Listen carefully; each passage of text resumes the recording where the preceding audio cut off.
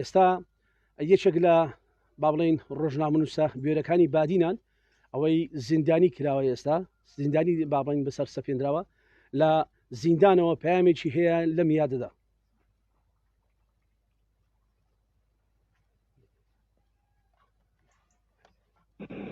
سڵاوت ji ber xudana nava zîndanê ji bo paqkirewên azadiyê goya de memrekî tu hewa kawe germiyanê ey mertalî hemîşe lê yad xoşhalim ke li ser gilkoyî hapîşekeman serdeş Osman emro beyetî serdem û salekî tir nû dekeynەوە beyetêk ke serdeştî nemir pêşekekey dareştuwe û bi xênî tۆş geşey kردووە و بە بەرکوdanî min û hawrêkanîşim berdewam dibêt. Peymanî yan azadî yan azadî beڵێnî kel dejîn yan najîn eşqêke ki hemû tirsek li berdemman bêmana dibe. Hawpîşekanim, heval û hawdostekanim eger ehrîmekanî حکمرانی قەلایەک لە ترس و دیکتاتۆریەتیان بنیاد ناوێ ئەوە لەزەتی ئازادی لای ئێمە سنووری هەموو مەترسیەکی شکاندووە.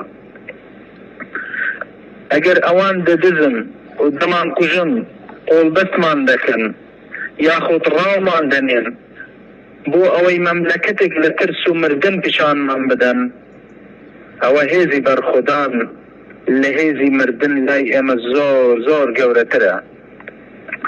ئەوان زاڵم بەڵام هەرگیز بەهێز نین، ئەوان حەشامەتێکی چەکدارین بەڵام هەرگیز نێچیروان نین، ئەوان قات لە بەرن بەڵام هەرگیز ڕۆشن فیکر و ڕۆشنبیر نین، ئەوان بەیعا کورسین بەڵام هەرگیز دەنگ نین، ئەوان سەدها کەناڵن بەڵام هەرگیز خاوەن دۆز نین، ئەوان خاوەن چەندان زیندانین بەڵام مرۆڤێکیان پێدەستەمە و ناکرێ، ئەوان زاڵن بەڵام بەهێز نین، ئێمە دەمردنیش هەر نەمرین ئەوان بە ساغیش هەر مردوون، ئێمە لە زیندانین بەڵام ئازادین ئەوان بەرەڵام بەڵام زیندانین، ئێمە سمعە و شکۆمان گەواهی دەرمانە ئەوان سمعە سووق و گومان دەخۆن، هەر بەرز بێ یادی مەرتاڵی زیند و کاوە گەرمیانێ. 5/12/2021. بەڕێزان ئەوە پەیامی گوێتانێ بوو ئەمە ڕۆژنامەنووس شێروان شێروانی لە زیندانەوە لە میادەدا بۆ ڕای گشتی خستێ ڕوو.